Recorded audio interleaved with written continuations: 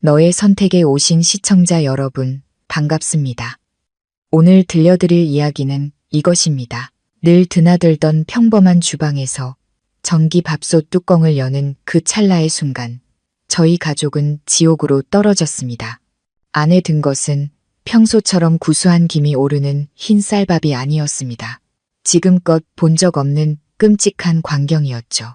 날카로운 비명이 터져 나오고 의자가 넘어졌으며 모두가 극심한 공포에 질려 달아났습니다. 평범했던 저녁 식사 시간이 어쩌다 이토록 끔찍한 악몽으로 변해버린 걸까요? 이 사건 뒤에 숨겨진 진실이 궁금하시다면 지금 바로 이야기를 시작하겠습니다. 그날 저녁, 공장에서의 힘든 하루를 마치고 골목 끝에 있는 작은 집으로 돌아왔습니다. 연로하신 부모님부터 아내와 아이까지 우리 가족은 넉넉지 않은 형편에 익숙했습니다. 저녁 밥상이라고 해봐야 별것 없었죠. 따뜻한 밥 한 공기와 김치 한 조각이면 충분했습니다. 하지만 그날 누구도 예상치 못했던 일이 터졌고 그 일은 우리 가족에게 평생의 상처로 남게 되었습니다. 아내 서연은 착하고 부지런한 여자입니다. 제가 집에 도착했을 때 그녀는 마당에서 마지막 남은 빨래를 널고 있었습니다. 어머니는 거실에서 TV를 보며 내 살배기 손녀 하윤이를 돌보고 계셨죠. 저는 땀에 젖은 작업복을 벗어던지고 대충 세수를 한 뒤 주방으로 들어갔습니다. 밥솥부터 확인하는 것은 제 오랜 습관이었습니다. 의심 같은 게 아니라 우리 집에서 밥은 그 무엇보다 중요했기 때문입니다. 밥이 있어야 식사를 하고 밥이 없으면 모두가 불안해했으니까요. 그런데 전기밥솥 뚜껑에 손을 올리는 순간 이상하게 불길한 예감이 스쳤습니다. 왠지 모르게 몇 초를 망설이다 뚜껑을 열었습니다. 그리고 그 순간 온몸이 얼어붙었습니다. 밥솥 안에는 밥알이라곤 하나도 없었습니다. 대신 피처럼 검붉고 끈적끈적한 액체가 흥건했고 역한 비린내가 코를 찔렀습니다. 그 기이한 액체 위에는 사람 머리카락처럼 엉킨 희끄무레한 실가닥 같은 것들이 둥둥 떠다니고 있었습니다. 저는 그대로 굳어 반사적으로 뒷걸음질 쳤습니다. 손에는 여전히 주걱을 꽉 쥔 채 떨고 있었죠. 수만 가지 생각이 머리를 스쳤습니다. 누가 이런 걸 밥솥에 넣었을까? 어째서 우리 집 깨끗한 주방에 이토록 끔찍한 것이 있는 걸까? 이상한 소리를 들었는지 서연이가 주방으로 달려왔습니다. 안으로 들어서는 순간 역한 냄새에 얼굴이 새하얗게 질렸습니다. 아내는 입을 막고 날카로운 비명을 질렀습니다. 그 비명에 하윤이도 놀라 울음을 터뜨렸습니다.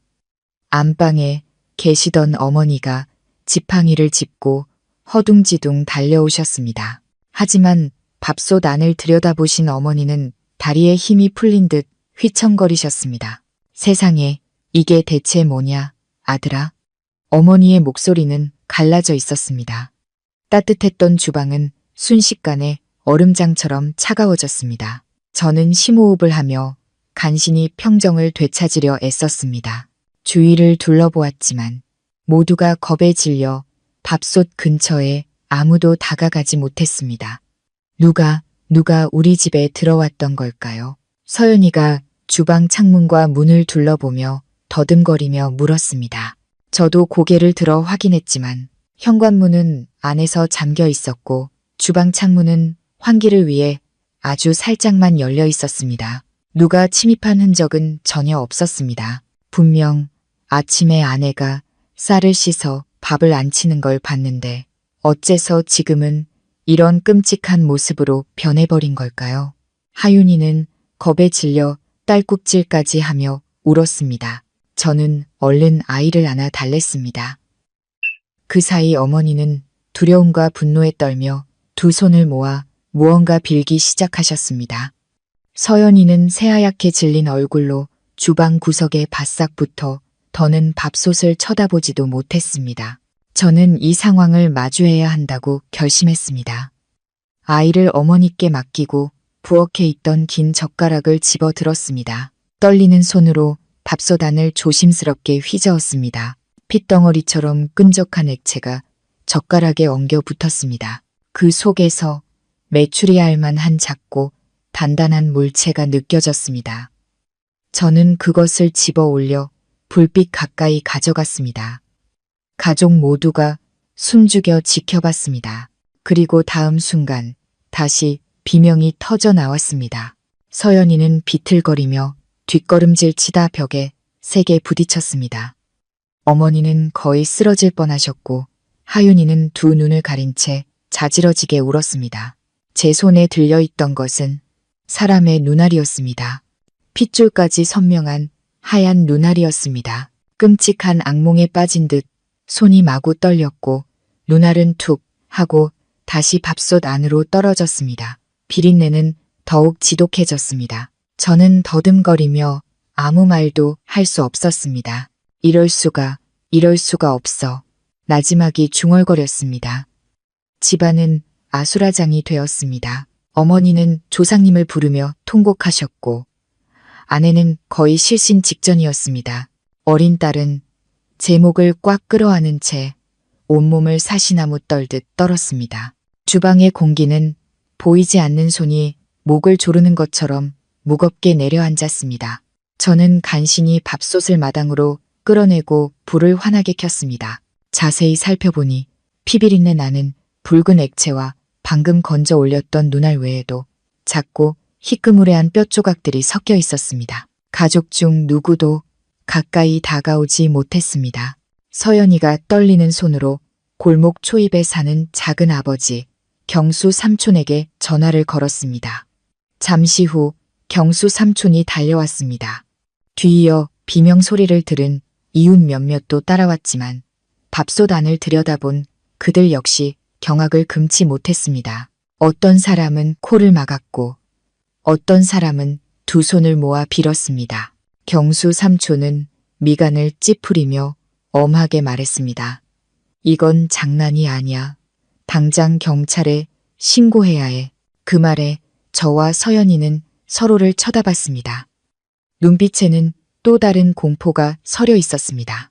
밥솥 안에 저것은 단순한 악의적인 장난이 아니라 끔찍한 사건과 연관되어 있을지도 모른다는 공포였습니다. 대체 누가 무슨 목적으로 이런 짓을 벌인 걸까요? 밥솥 안의 정체는 정말 무엇일까요? 밖에서는 이웃들의 수군거리는 소리가 점점 커져만 갔습니다. 집 안에서는 어머니가 손녀를 끌어안은 채 흐느끼고 계셨고 서연이는 핏기 하나 없는 얼굴로 제 등 뒤에 숨어 떨고 있었습니다. 집안의 유일한 남자인 저조차도 제대로 정신을 차릴 수 없었습니다. 손은 계속 떨렸고 심장은 미친 듯이 뛰었으며 머릿속은 혼돈 그 자체였습니다. 가장 큰 의문은 풀리지 않은 채 남아 있었습니다. 어째서 우리 집 밥솥이 피와 끔찍한 것들로 가득 찬 냄비로 변해버린 걸까요? 그리고 더 두려운 것은 이것이 우리 가족에게 닥쳐올 끔찍한 사건들의 시작에 불과하다는 불길한 예감이 들기 시작했다는 것입니다. 그때 마당의 공기는 숨 막힐 듯 무거웠고 모두가 마당 한가운데 놓인 밥솥을 뚫어져라 쳐다보고 있었습니다. 노란 백열등 불빛 아래 밥솥 안의 검붉은 액체는 마치 살아 움직이는 것처럼 더욱 섬뜩해 보였습니다. 저는 마음을 다잡으려 심호흡을 했지만 숨을 쉴 때마다 역한 비린내가 목구멍 깊숙이 파고들어 구역질이 났습니다. 경수 삼촌이 엄한 표정으로 아무도 다가오지 못하게 막으며 말했습니다. 더 이상 건드리지 마라. 이거 중요한 증거가 될 수도 있어. 내가 경찰에 전화하마. 삼촌은 곧장 휴대폰을 꺼내 들었습니다. 서연이가 떨리는 목소리로 제 옷소매를 붙잡았습니다. 여보, 누가 우리 집을 해치려는 걸까요? 대체 누가 이렇게 끔찍한 짓을... 저는 아내의 손을 꽉 잡았지만 제 마음속에도 답은 없었습니다. 누군가 몰래 집에 들어와 밥솥에 끔찍한 것들을 넣었다는 생각만으로도 등골이 오싹했습니다. 그 사이 이웃들은 점점 더 많이 모여들었고 웅성거리는 소리가 커졌습니다. 누군가는 우리 가족에게 원한을 품은 사람이 있을 거라고 추측했고 누군가는 불길한 징조라며 속삭였습니다. 그런 말들은 분위기를 더욱 무겁게 만들었고 어머니는 결국 문턱에 주저앉아 흐느끼기 시작했습니다. 약 20분 후 파출소에서 경찰들이 도착했습니다. 젊은 경찰 2명과 중년의 형사 1명이 엄숙한 표정으로 마당으로 들어섰습니다. 손전등 불빛이 밥솥을 비추자 검붉은 액체가 반사되어 모두의 미간을 찌푸리게 했습니다. 경찰 중 1명이 신속하게 현장 사진을 찍고 기록을 시작했습니다. 중년의 형사가 조용히 물었습니다. 이 집 주인이 누구십니까? 제가 앞으로 나서며 최대한 침착한 목소리로 대답했습니다. 제가 이 집 장남입니다. 저 밥솥은 아내가 저녁에 평소처럼 쌀과 물을 넣어 안친 건데 제가 뚜껑을 열어보니 이렇게 되어 있었습니다. 형사는 조용히 제 말을 듣고는 표정이 더욱 심각해졌습니다. 그는 모두에게 마당으로 나가 있으라고 지시했고 아무도 주방에 들어오지 못하게 했습니다. 조사가 끝날 때까지 그들은 장갑을 낀 손으로 조심스럽게 밥솥 안의 내용물을 하나씩 건져내 스테인리스 쟁반 위에 올려놓았습니다. 기이한 물건이 하나씩 나올 때마다 우리 가족은 소스라치게 놀랐습니다. 처음에는 작고 희끄무레한 뼈 조각들이 나왔습니다. 그 다음엔 피에 젖어 엉킨 긴 머리카락 뭉치가 그리고는 2개의 눈알이 더 나왔습니다. 초점 없는 눈알들이 허공을 노려보고 있었습니다. 그 광경을 본 서연이는 제품에서 그대로 정신을 잃고 쓰러졌습니다. 어머니는 목이 맨 소리로 통곡하셨습니다. 하윤이는 겁에 질려 할머니 품에 파고들어 흐느꼈습니다.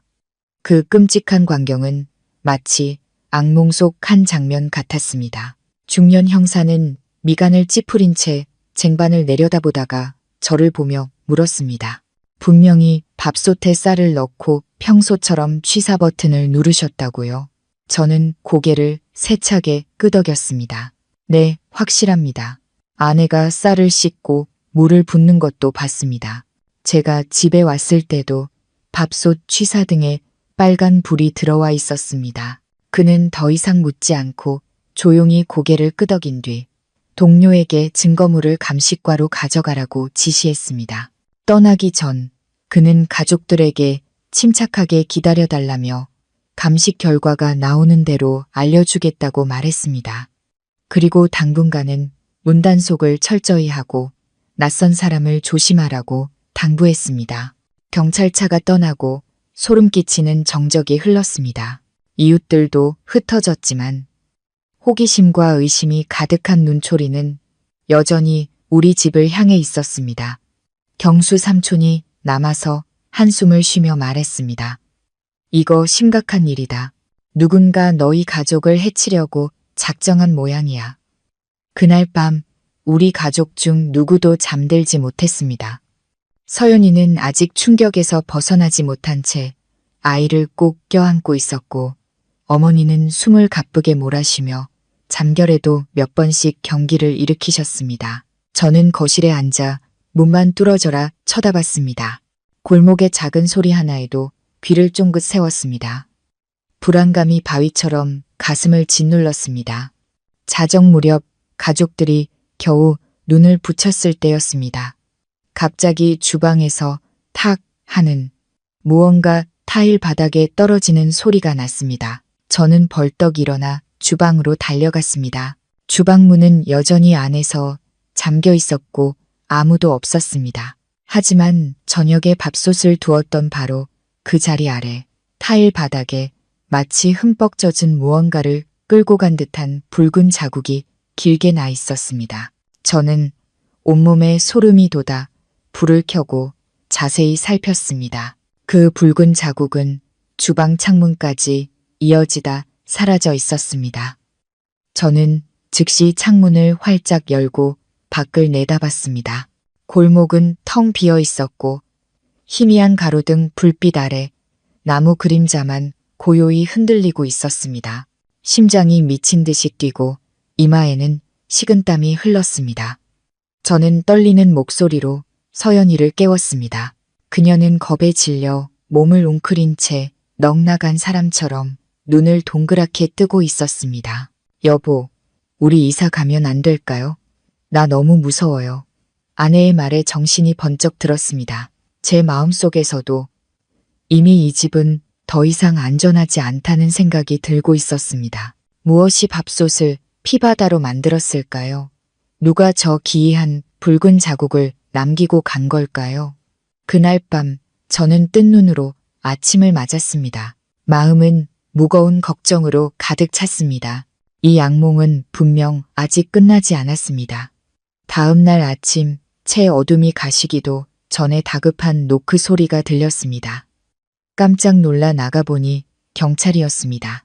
어제 왔던 형사들과 법의 학자로 보이는 사람이 함께였습니다. 그들은 어젯밤의 증거물과 서류 뭉치를 들고 있었습니다. 어젯밤에 중년 형사가 저를 똑바로 쳐다보며 엄숙하게 말했습니다. 가족분들의 협조가 필요합니다. 밥솥에서 나온 것들은 사람의 뼈와 인체 조직이 맞습니다. 구체적으로 최소 3사람의 것으로 추정되는 작은 뼈 조각들이 발견되었습니다. 성인의 것으로 보입니다. 그 말이 끝나자마자 서연이는 비명을 지르며 바닥에 쓰러졌습니다. 어머니는 가슴을 부여잡고 숨을 헐떡이며 눈을 희번덕거리셨습니다. 저는 그 자리에 못 박힌 듯 서 있었습니다. 귀가 멍멍해지며 아무것도 들리지 않았습니다. 우리 집 밥솥에서 사람 뼈가 나왔다고 형사가 말을 이었습니다. 누구의 것인지는 아직 확인되지 않았지만 누군가 고의로 가져와 넣은 것은 확실합니다. 현장에 침입 흔적이 없다는 것은 범인이 가족과 아는 사이이거나 생활 패턴을 아주 잘 알고 있다는 뜻입니다. 온몸이 얼어붙는 것 같았습니다. 아는 사람이라면 누구란 말인가? 이웃, 원한을 품은 친척, 아니면 공장에서 나에게 앙심을 품었던 누군가? 법의학자가 천천히 덧붙였습니다. 이상한 점이 있습니다. 뼈 조각들의 절단면이 매우 깔끔합니다. 마치 수술용 칼이나 전문 도구를 사용한 것 같습니다. 우발적인 행동이라기보다는 치밀하게 준비된 범행으로 보입니다. 그 말을 듣는 순간 심장이 쿵하고 떨어졌습니다. 잔인하고 침착하며 심지어 전문 지식까지 갖춘 누군가가 우리 주위를 맴돌고 있다는 뜻이었습니다. 경찰은 가족 모두에게 진술서에 서명할 것을 요청했고 전기밥솥과 증거물들을 임시로 압수해 갔습니다. 떠나기 전 그들은 가족들에게 절대 외부 사람들에게 함부로 말하지 말라며 이 지역을 주시하겠다고 당부했습니다. 경찰차가 떠나자 집은 다시 침묵에 잠겼습니다. 하지만 이번에는 숨 막히는 침묵이었습니다. 서연이는 침대 구석에 웅크리고 앉아 넋나간 눈으로 허공을 응시했습니다. 어머니는 우리 집에 저주가 내렸어, 저주가 내렸어, 아들아라고 중얼거리셨습니다. 저는 어머니를 끌어안았지만 저 자신도 떨고 있었습니다. 그날 점심, 경수 삼촌이 먹을 것을 좀 사들고 다시 찾아왔습니다. 삼촌은 한숨을 쉬며 제 귀에 대고 속삭였습니다. 혹시 윗동네 최씨 할머니네 일 기억나니? 몇 달 전에 그 집도 이상한 일을 겪었대. 국솥을 열었는데 죽은 참새 시체들로 가득했다더구나. 그 집도 경찰에 신고했지만 범인은 못 찾았고 얼마 안 돼서 이사 가버렸어. 저는 깜짝 놀랐습니다. 이런 끔찍한 일을 겪은 것이 우리 집뿐만이 아니었던 겁니다. 저는 다급하게 물었습니다. 삼촌, 같은 사람 소행일까요? 경수 삼촌은 눈을 가늘게 떴습니다. 확실하진 않지만 이런 기괴한 짓을 하는 걸 보면 보통 사람은 아니야. 삼촌의 말이 머릿속을 맴돌았습니다. 보통 사람이 아니라니 그게 무슨 뜻일까? 그날 오후 저는 일을 하러 공장에 나갔지만 정신이 온통 딴 데 팔려 있었습니다. 저에게 앙심을 품을 만한 사람이 누가 있었는지 주변 동료들에게 슬쩍 떠봤습니다. 그중 가장 먼저 떠오른 사람은 예전 동료였던 김철민이었습니다. 그는 자재를 훔치다 해고되었는데 그 일을 고발한 사람이 바로 저였습니다. 그는 떠나기 전 반드시 복수하겠다며 저를 협박했었습니다. 그 생각이 비수처럼 마음에 박혔습니다. 설마 그가 이렇게 병적인 방식으로 복수를 하고 있는 걸까? 그날 밤 가족들이 마당에서 찬밥으로 겨우 끼니를 때우고 있을 때였습니다. 문틈으로 하얀 봉투 하나가 조용히 밀려 들어왔습니다. 저는 심장이 쿵쾅거리는 것을 느끼며 봉투를 집어들었습니다. 겉에는 아무것도 쓰여 있지 않았습니다. 떨리는 손으로 봉투를 열었습니다. 안에는 종이 한 장이 들어 있었고 거기에는 날아갈 듯한 글씨체로 이렇게 쓰여 있었습니다. 이건 시작에 불과해. 다음엔 밥솥으로 끝나지 않을 거다. 저는 그대로 얼어붙었습니다. 손이 너무 떨려 종이를 떨어뜨렸습니다. 서연이가 달려와 종이를 집어들고는 읽자마자 얼굴을 감싸쥐고 울기 시작했습니다. 어머니는 그대로 쓰러져 정신을 잃으셨고 저는 온몸이 돌처럼 굳어버렸습니다. 그놈은 우리 가족을 노리고 있었습니다. 단순한 협박이 아니라 더 끔찍한 일을 예고하고 있었습니다. 그때 제 머릿속을 채운 단 하나의 질문은 이것이었습니다. 우리는 앞으로 또 무엇을 마주해야 하는가? 협박 편지를 받은 그날 밤 이후 우리 가족은 공포의 감옥에 갇힌 듯 살았습니다. 온 가족이 모여 앉는 저녁 식사 시간은 이제 침묵만이 흘렀고 누구도 서로의 눈을 마주치지 못했습니다. 서연이는 하윤이를 꼭 껴안은 채 붉게 충혈된 눈으로 온몸을 떨었습니다.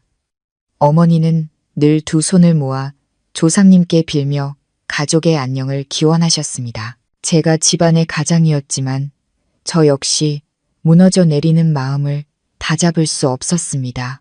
다음엔 밥솥으로 끝나지 않을 거다. 그 말이 계속 귓가에 맴돌았습니다. 그놈은 또 무슨 짓을 하려는 걸까요?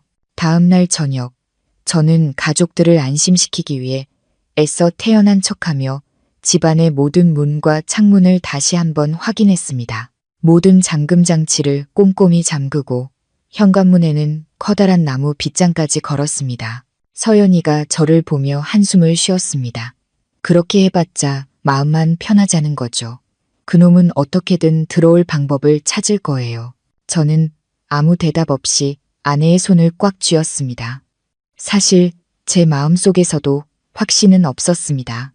그날 밤 우리 가족은 거실에 다 같이 모여 잠을 청했습니다. 제가 막 잠이 들려던 순간 창문 틈으로 바람이 휙 하고 스쳐 지나가는 소리가 들렸습니다. 어둠 속에서 심장이 쿵쾅거렸습니다. 몸을 돌리려던 그때 부엌에서 탁 하는 마치 냄비 뚜껑을 가볍게 두드리는 듯한 건조한 소리가 울렸습니다. 저는 벌떡 일어나 옆에 세워뒀던 방망이를 집어들고 조용히 부엌으로 향했습니다. 부엌은 칠흑같이 어두웠고 가로등 불빛만이 희미하게 새어 들어오고 있었습니다. 저는 숨을 죽이고 귀를 기울였습니다. 그때 가스레인지 위에 올려둔 국냄비 뚜껑이 마치 누가 만지기라도 한 것처럼 살짝 흔들리고 있었습니다. 저는 마른 침을 삼키며 떨리는 걸음으로 다가갔습니다. 냄비 뚜껑에 손을 대는 순간 뚜껑이 쾅 하는 소리를 내며 바닥으로 떨어졌습니다. 냄비 안에는 저녁에 끓여두었던 국 대신 역한 냄새를 풍기는 검은 액체가 가득 차 있었습니다. 그 위에는 죽은 바퀴벌레들이 둥둥 떠다니고 있었습니다. 저는 그 자리에 얼어붙었고 등골이 서늘해졌습니다. 바로 그때 뒤에서 달려온 서연이가 저를 끌어안으며 비명을 질렀습니다. 그 소리에 어머니와 하윤이도 놀라 달려왔습니다. 그 광경을 본 어머니는 휘청거리며 벽을 짚었고 하윤이는 자지러지게 울었습니다. 온 집안이 다시 한번 공포에 휩싸였습니다. 저는 가족들을 진정시키며 마당으로 끌고 나갔습니다.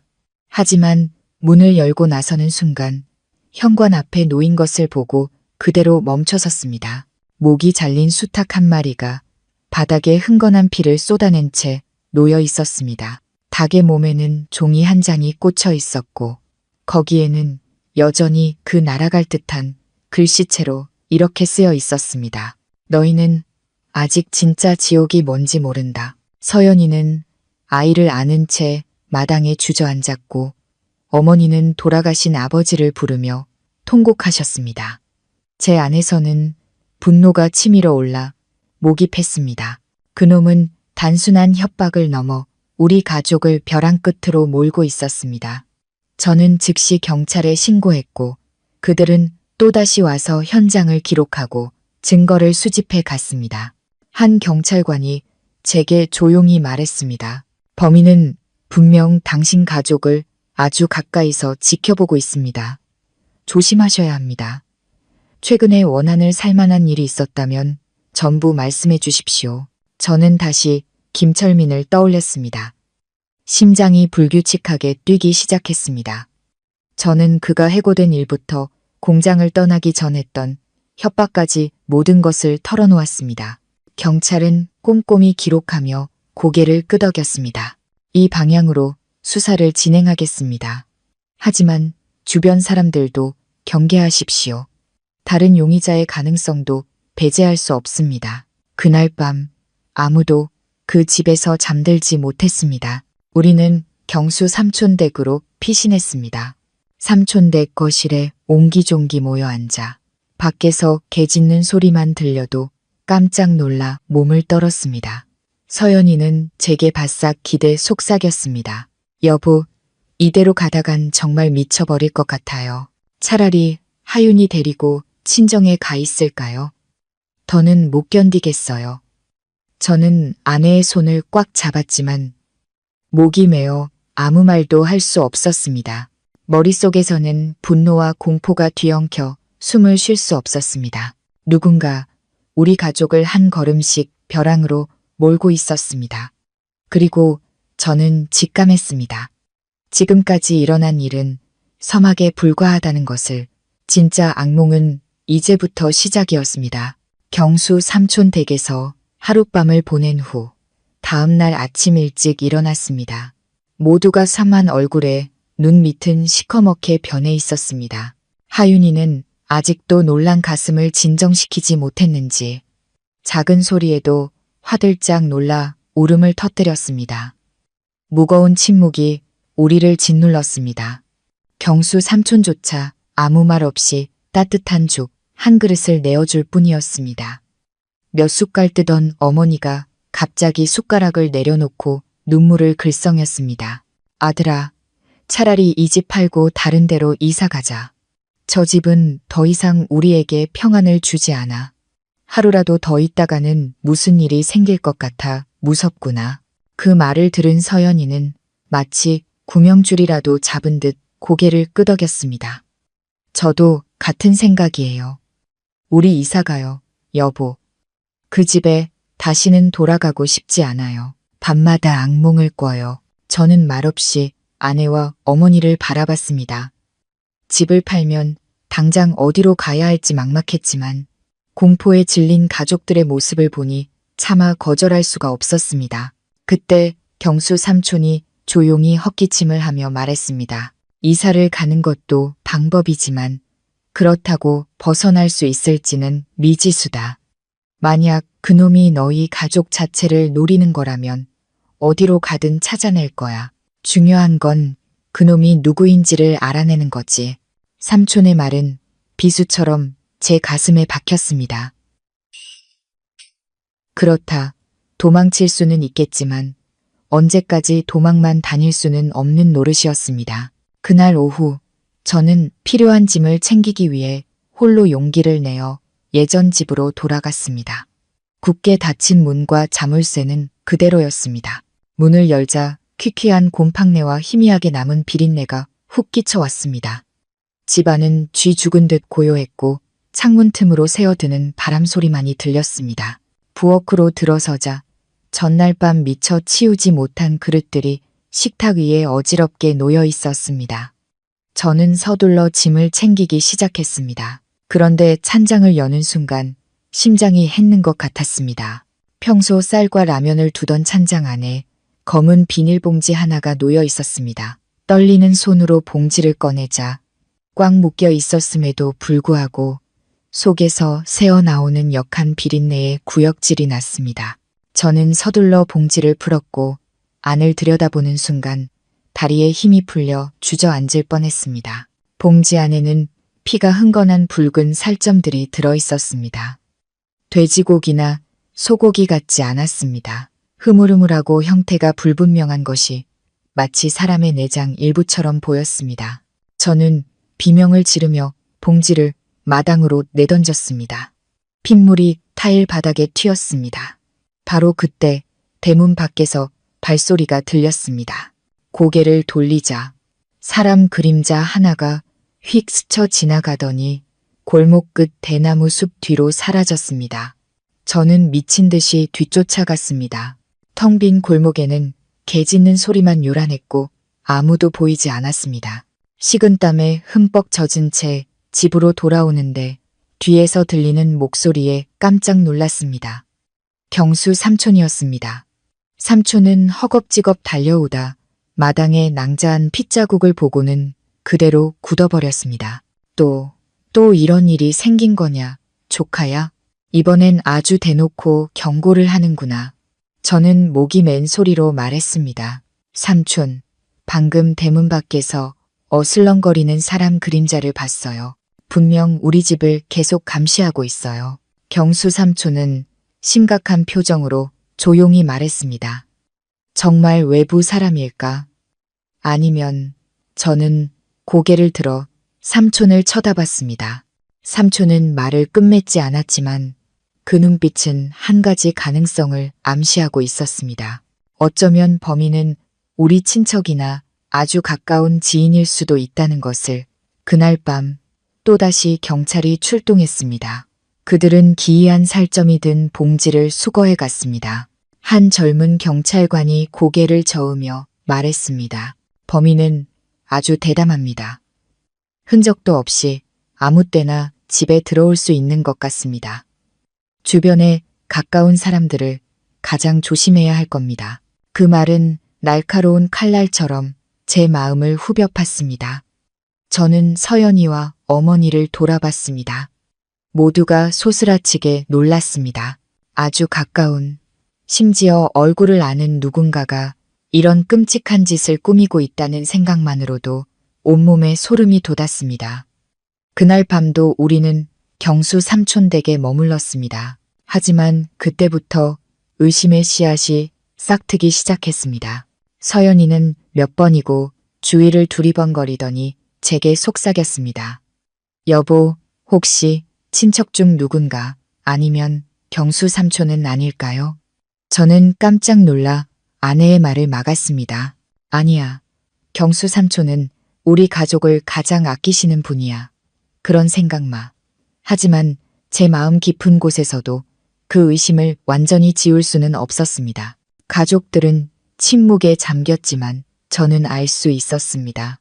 그 순간부터 우리 가족의 평화는 완전히 깨져버렸다는 것을. 단순히 외부의 적 때문이 아니라 우리 마음속에 자라나기 시작한 의심의 씨앗 때문이었습니다.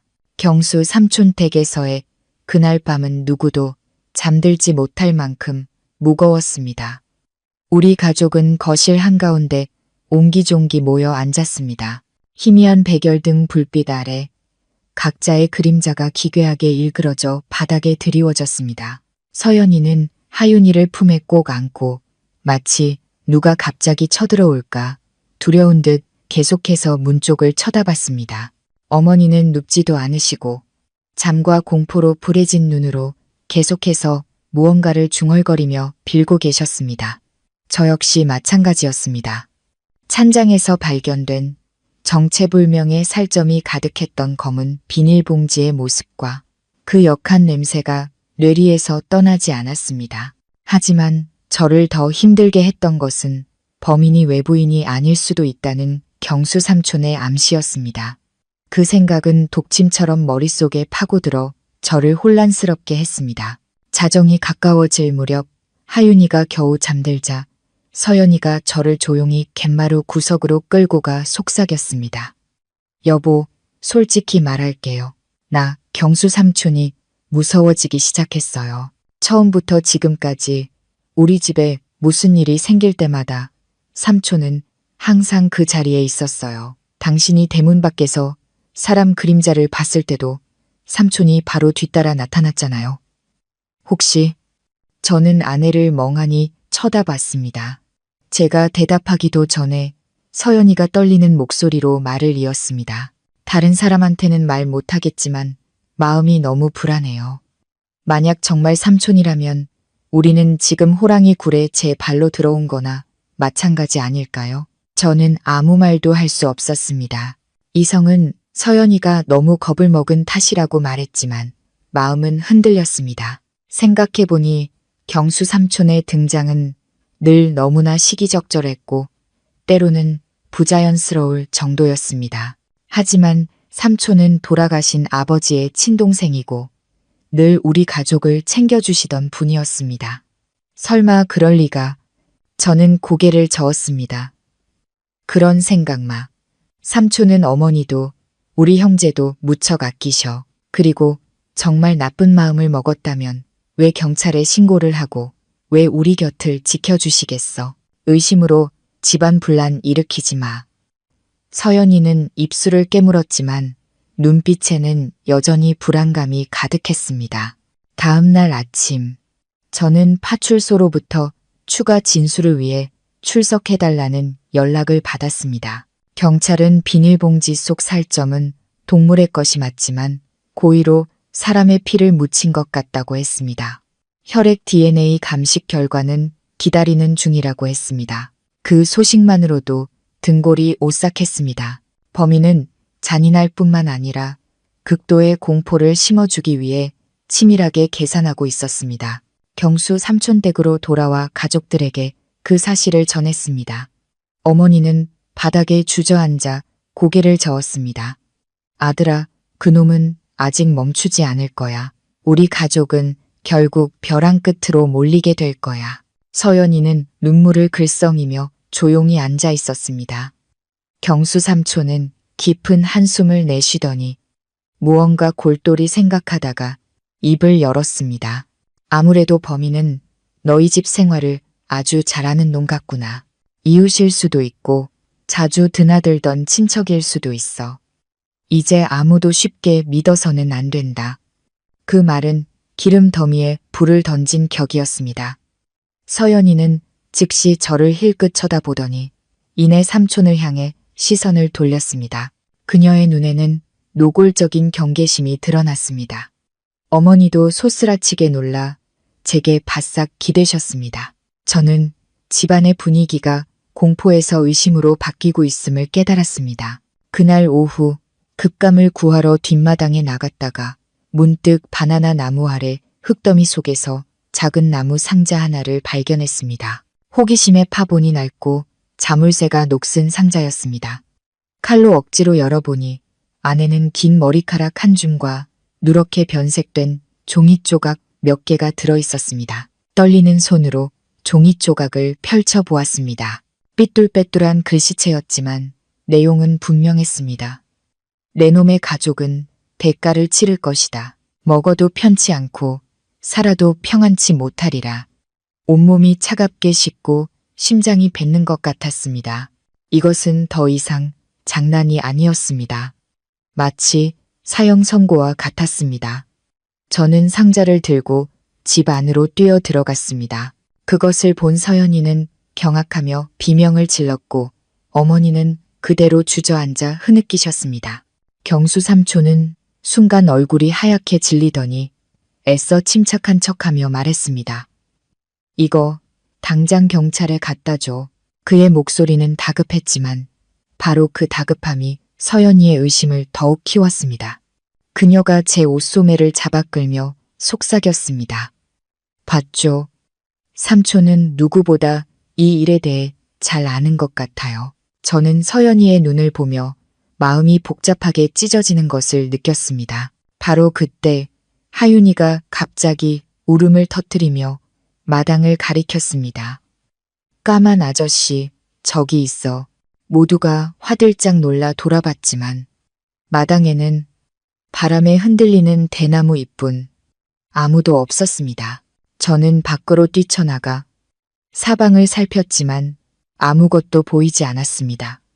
젖은 흙바닥 위에 찍힌 흐릿한 발자국만 남아있을 뿐이었습니다. 집으로 돌아오자 가족들의 극도로 혼란스러운 눈빛과 마주쳤습니다. 서연이는 아이를 끌어안고 사시나무 떨듯 떨었고 어머니는 바닥에 주저앉아 하늘에 빌고 계셨습니다. 경수 삼촌은 주먹을 꽉 쥐었지만 그 눈빛에는 무언가 알 수 없는 감정이 스쳐 지나갔습니다. 그 순간 저는 한 가지를 확신했습니다. 이 악몽은 이미 우리의 인내심을 넘어섰다는 것을, 그리고 더 무서운 것은 우리 가족의 믿음을 산산조각 내고 있는 의심의 그림자였습니다. 과연 이 모든 일의 배후는 외부의 적인가, 아니면 우리에게 익숙한 누군가의 손길인가? 바나나 나무 아래서 나무 상자를 발견한 후 집안의 공기는 몇 배는 더 무거워졌습니다. 모두가 지쳐 있었고 두려워했으며 무엇보다 서로를 향한 믿음이 흔들리기 시작했습니다. 서연이는 제 곁에 바싹 붙어 경수 삼촌이 드나들 때마다 경계에 눈초리를 거두지 않았습니다. 어머니는 조용히 눈물만 흘리셨습니다. 이제는 큰 소리로 말씀도 못하시고 마치 돌아가신 분들의 영혼만이 우리를 구해줄 수 있다는 듯 조용히 빌기만 하셨습니다. 저주가 담긴 상자와 종이 조각들은 그날 아침 바로 경찰에 제출했습니다. 한 경찰관이 그것들을 훑어보더니 목소리를 낮춰 말했습니다. 글씨체가 독특해서 신원 파악에 도움이 될 수 있습니다. 감식을 통해 용의자들과 대조해 보겠습니다. 더 중요한 것은 상자가 묻혀있던 위치가 대개 마당 안이라는 점입니다. 범인이 이미 여러 번 침입했다는 뜻이죠. 각별히 경계하셔야 합니다. 그 말을 듣자 다시 등골이 서늘해졌습니다. 단순히 밥솥이나 국냄비, 살점 봉지 같은 문제가 아니었습니다. 우리가 발딛고 사는 이 땅 자체가 이미 어두운 손길에 더럽혀진 것이었습니다. 그날 오후 가족들이 식사도 제대로 못하고 있을 때 파출소에서 걸려온 전화 한 통에 저는 그대로 얼어붙었습니다.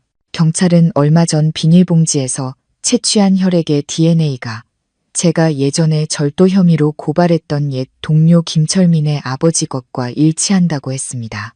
저는 망연자실했습니다.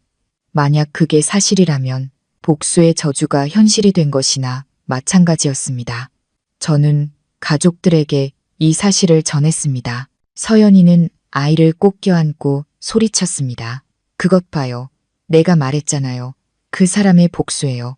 더 끔찍한 짓을 저지르기 전에 우리 여기서 떠나야 해요. 어머니도 통곡하며 말을 잇지 못하셨습니다. 하지만 경수 삼촌은 침울한 표정으로 조용하지만 단호하게 말했습니다. 철민이가 너한테 원한이 있다면 의심스러운 게 맞지.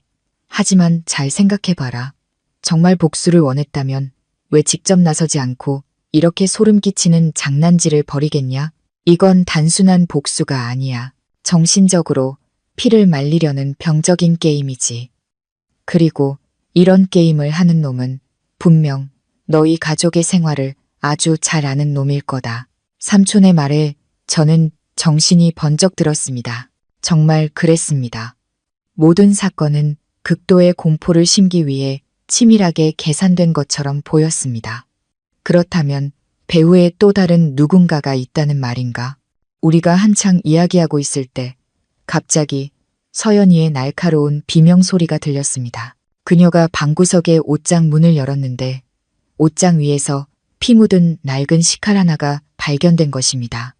칼날에는 머리카락과 희끄무레한 힘줄 같은 것이 엉겨붙어 있었습니다. 서연이는 얼굴을 감싸 쥐고 주저앉아 비명을 질렀고 하윤이도 덩달아 울음을 터뜨렸습니다. 저는 아이를 멀리 데리고 갔고 어머니는 가슴을 부여잡고 숨을 헐떡이셨습니다. 경수 삼촌이 그 칼을 집어들자 순간 그의 표정이 굳어졌습니다. 또 다른 신호군. 그는 중얼거리더니 칼을 책상 위에 내려놓고 엄숙하게 말했습니다. 이놈은 우리를 미치게 만들 작정이야. 저는 정말 더는 버틸 수 없을 것 같았습니다. 모든 일이 쉴 새 없이 터졌습니다. 마치 하루에 한 걸음씩 그놈은 우리를 정신적인 지옥의 구렁텅이로 밀어넣고 있었습니다. 그날 밤 경찰이 또다시 출동해 진술을 받았습니다. 한 경찰관이 고개를 저으며 말했습니다. 개인적인 복수심뿐만 아니라 범인에게 심리적인 문제가 있는 것 같습니다. 당신 가족을 끝까지 괴롭히려는 목적일 수 있습니다. 집 주변에 잠복 인력을 배치하겠습니다. 그 말에 안도감과 불안감이 동시에 밀려왔습니다. 하지만 마음 깊은 곳에서는 불길한 예감이 점점 더 커져만 갔습니다. 자정이 가까워질 무렵 가족들이 겨우 눈을 붙였을 때 저는 문득 창문 밖에서 달그락하는 소리를 들었습니다.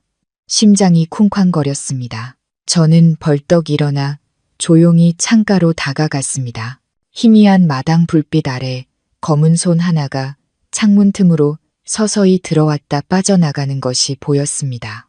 저는 소리를 지르며 밖으로 뛰쳐나갔지만 마당에는 칠흑 같은 어둠뿐이었습니다. 텅 빈 골목에 바람만 내타게 불었고 타일 바닥에는 진흙 발자국 하나만 선명하게 찍혀 있었습니다. 저는 숨을 헐떡이며 방망이를 쥔 손에 힘을 주었습니다. 온몸에서 식은땀이 흘렀습니다. 안으로 돌아오자 서연이와 어머니가 서로를 끌어안고 떨고 있었습니다. 하윤이는 울다 지쳐 쉬쉬거리고 있었고 경수 삼촌은 문가에 서서 알 수 없는 깊은 눈으로 저를 보고 있었습니다. 제대로 봤냐? 삼촌이 물었습니다.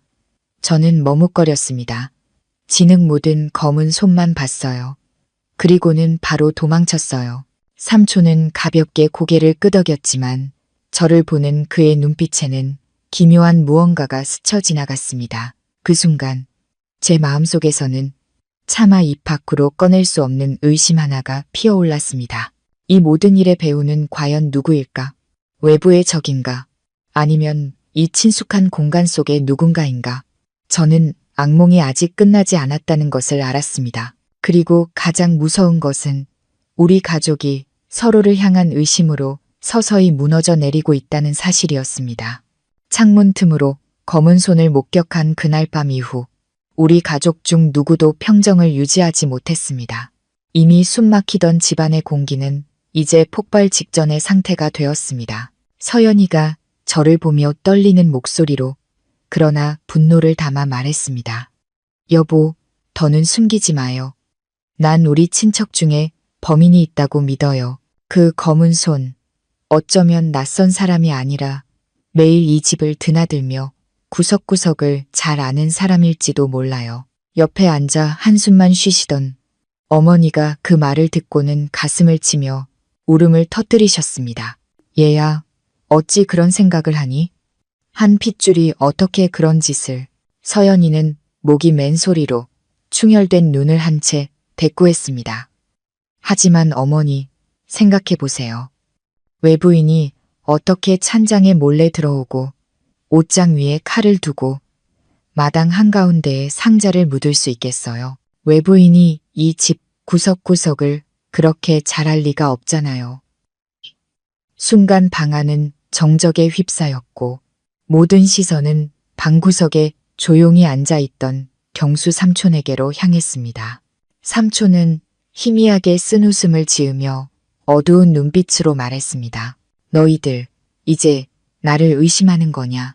내가 처음부터 이 집안일 걱정하며 곁을 지켰는데 고작 이런 기괴한 일들 때문에 나를 그런 눈으로 보는구나. 삼촌의 목소리에는 서운함이 가득했습니다. 저는 당황해서 말을 더듬었습니다. 아니에요, 삼촌. 오해하지 마세요. 아내가 너무 놀라서 그런 생각을. 하지만 제가 말하는 동안에도 서연이의 눈은 여전히 의심으로 가득 차 삼촌을 향해 있었습니다. 그 순간 저는 우리 가족의 신뢰에 돌이킬 수 없는 균열이 생겼다는 것을 깨달았습니다. 다음 날 아침 경찰에서 저를 불렀습니다. 한 경찰관이 저주가 담긴 종이들의 필적 감정 결과서를 보여주며 천천히 말했습니다. 필적이 김철민의 과거 기록과 일부 일치하지만 동네의 다른 한 사람과도 유사한 점이 있습니다. 추가로 대조 중입니다. 저는 떨리는 손으로 서류를 바라봤습니다. 머리가 복잡하게 엉켰습니다. 범인은 정말 김철민일까? 아니면 또 다른 누군가가 있는 걸까? 답은 여전히 나오지 않았고 의심만 더욱 커져갔습니다. 집에 돌아오니 서연이와 경수 삼촌이 언쟁을 벌이고 있었습니다. 서연이는 더 이상 이곳에 머물 수 없다며 아이를 데리고 친정에 가겠다고 고집을 부렸습니다. 삼촌은 버럭 소리쳤습니다. 도망치면 더 위험해져. 그놈이 원하는 게 바로 그거야. 너희 가족을 뿔뿔이 흩어놓는 거. 지금 내가 떠나는 건 그놈의 계략에 넘어가는 꼴이라고. 서연이는 눈물을 쏟아내며 소리쳤습니다. 여기서 매일 공포에 떠는 것보다는 나아요. 전 이제 아무도 못 믿겠어요. 범인이 외부인이 아니라면 그게 삼촌이 아니라고 누가 장담할 수 있어요. 그 말은 날카로운 비수 같았습니다. 어머니가 충격으로 바닥에 쓰러지셨습니다. 저는 급히 어머니를 부축했고 경수 삼촌은 벌떡 일어섰습니다. 그의 얼굴은 붉게 달아올랐고 눈에는 상처와 분노가 어렸습니다. 네가 어떻게 생각하든 좋다. 하지만 내가 하늘에 맹세코 만약 내가 조금이라도 관련이 있다면 당장 벼락을 맞을 거다.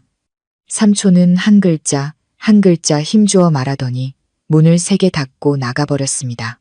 서연이는 아이를 끌어안고 주저앉아 흐느꼈습니다. 저는 머리를 감싸쥔 채 망연자실 앉아 있었습니다. 이 집은 더 이상 안식처가 아니었습니다. 공포와 의심으로 가득 찬 지옥이었습니다. 그날 밤 저는 한숨도 자지 못했습니다. 머릿속에는 정체 모를 발소리, 달그락거리는 소리, 환청 같은 속삭임이 끊임없이 맴돌았습니다. 저는 조용히 한마루로 나가 어둠 속에 앉아 마음을 진정시키려 애썼습니다. 그때 멀리서 사람 그림자 하나가 골목을 휙 지나갔습니다. 저는 눈을 가늘게 뜨고 자세히 봤습니다. 어딘가 익숙한 키 크고 마른 체형이었습니다. 저는 밖으로 뛰쳐나가 뒤를 쫓았습니다. 희미한 달빛 아래 그 그림자는 재빨리 움직여버려진 담장 뒤로 사라졌습니다. 심장이 터질 듯 뛰어 그곳으로 다가갔습니다. 무성한 수풀 속에서 핏자국이 묻은 낡은 마대 자루를 발견했습니다. 떨리는 손으로 자루를 열어보자 안에는 죽은 고양이 여러 마리가 피범벅이 된 채 들어 있었습니다. 역한 악취가 코를 찔렀습니다. 저는 비틀거리며 마대 자루를 떨어뜨리고 뒷걸음질 쳤습니다. 바로 그때 등 뒤에서 부스럭거리는 소리가 났습니다. 휙 돌아보자 다른 사람 그림자 하나가 재빨리 어둠 속으로 사라졌습니다. 저는 소리를 질렀지만 그 소리는 텅 빈 공간 속으로 허무하게 사라졌습니다. 고양이 사체가 담긴 마대 자루와 심장을 쥐어짜는 듯한 공포만이 저와 함께 남아 있었습니다. 집으로 돌아와 저는 서연이와 어머니에게 차마 자세한 이야기를 할 수 없었습니다. 범인이 여전히 주위를 맴돌고 있다는 증거를 또 발견했다고만 모호하게 말했습니다. 하지만 저를 보는 서연이의 눈에는 실망감이 가득했습니다. 마치 제가 무언가 숨기고 있다고 생각하는 듯 했습니다. 어머니는 그저 고개를 저으며 흐느끼셨습니다. 아들아, 우리 가족은 이제 더는 버티지 못할 것 같구나. 배우를 찾아내지 못하면 결국 이 의심 때문에 우리가 먼저 죽게 될 거야. 저는 떨리는 손을 꽉 쥐었습니다. 마음속에서는 고통스러운 질문 하나가 메아리 쳤습니다. 나는 과연 내 가족을 지킬 수 있을까? 아니면 저 정체 모를 자의 손에 모든 것이 무너지는 것을 지켜봐야만 할까? 수풀 속에서 고양이 사체가 든 마대 자루를 발견한 후 제 마음은 천근만근 무거웠고 머릿속은 혼란스러웠습니다. 역한 냄새가 코끝을 떠나지 않는 것 같았습니다. 수십 번 손을 씻었지만 정말 무서운 것은 냄새가 아니었습니다. 그날 밤 어둠 속으로 사라졌던 키 크고 마른 그 사람의 그림자였습니다. 어딘가 모르게 아주 익숙한 모습이었습니다. 저는 가족들이 더 불안해할까봐 차마 사실대로 말하지 못하고 혼자 끙끙 앓았습니다. 다음 날 아침 파출소에서 다시 연락이 왔습니다. 중년의 형사님이 평소보다 오랫동안 저를 바라보더니 조용히 말했습니다. 마음의 준비를 하셔야겠습니다. 최신 감정 결과 나무 상자 속 머리카락에서 당신 아내분의 것과 일치하는 DNA가 나왔습니다. 저는 그대로 얼어붙었습니다. 심장을 누가 쥐어짜는 것 같았습니다. 그럴 리가요. 형사님, 뭔가 잘못됐을 겁니다. 아내는 그 상자를 보고 누구보다 기겁했습니다. 어떻게 아내의 머리카락이 거기서 나올 수 있습니까? 형사님은 엄숙한 눈빛으로 저를 보며 말했습니다. 우리도 의외였습니다. 누군가 아내분의 머리카락을 몰래 가져다 넣었을 가능성이 있습니다. 하지만 가족 중 누군가가 연루되었을 가능성도 완전히 배제할 수는 없습니다. 일단 침착하시고 섣불리 누구에게도 말하지 마십시오. 더 큰 갈등을 낳을 수 있습니다. 저는 파출소를 나서며 폭풍우가 몰아치는 듯한 심정을 느꼈습니다. 만약 정말 아내의 머리카락이 이용당한 것이라면 범인은 우리 가족과 아주 가까운 사이라는 뜻이었습니다.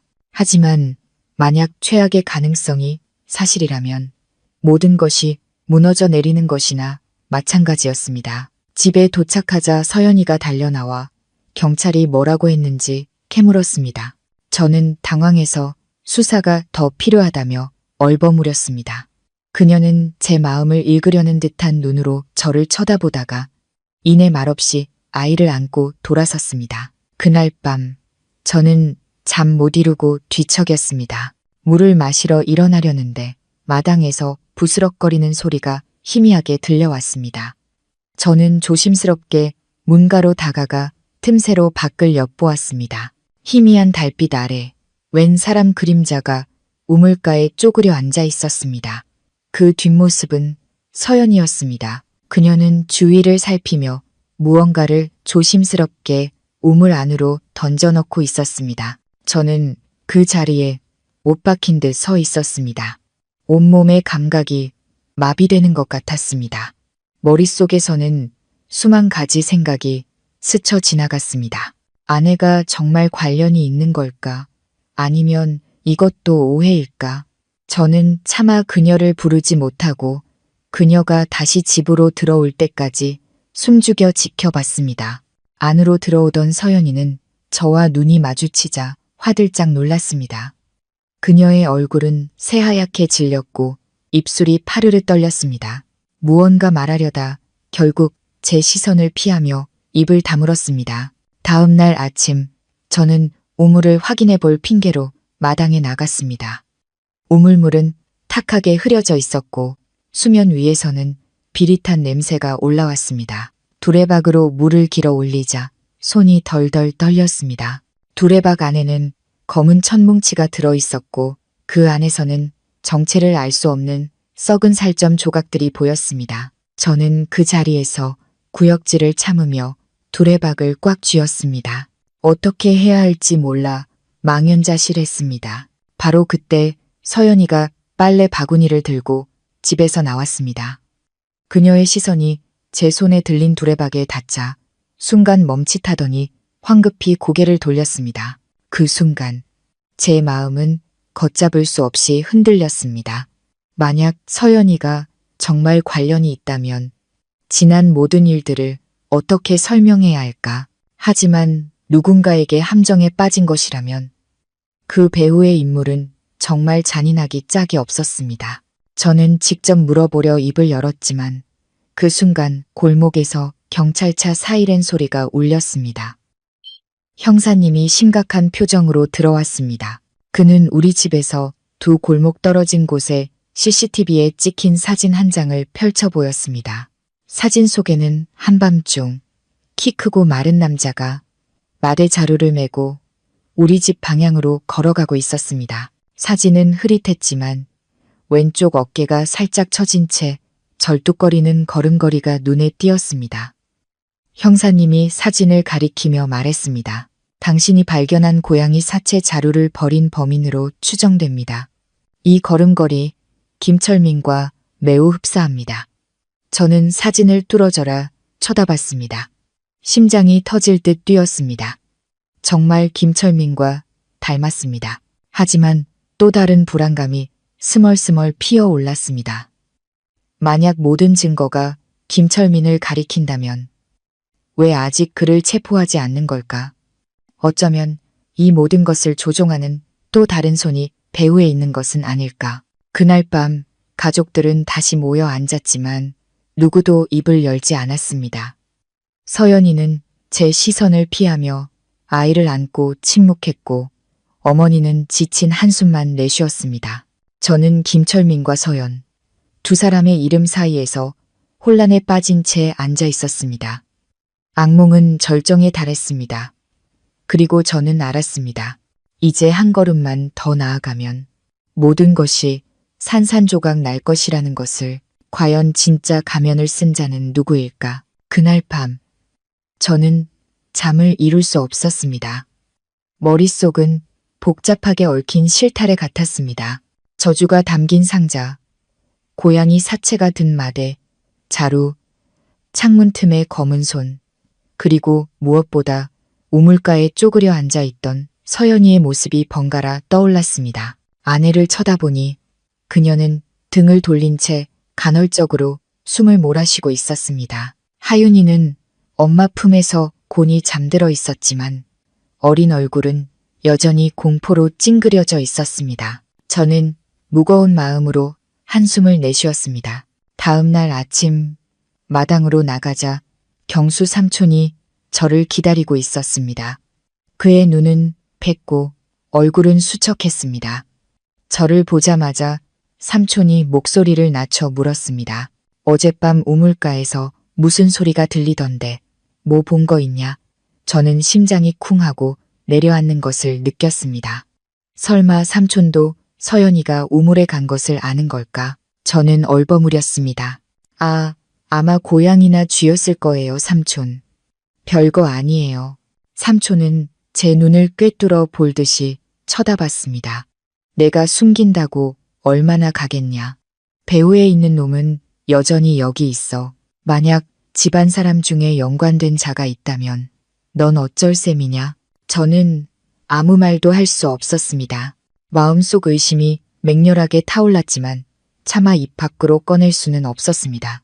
점심때쯤 경찰이 다시 찾아왔습니다. 형사님은 서류 가방에서 새로 인화한 사진 몇 장을 꺼내 제 앞에 놓았습니다. 사진 속에는 어둡고 흐릿한 골목길과 시장 근처 한 주택의 CCTV에 더 선명하게 찍힌 한 남자의 모습이 담겨 있었습니다.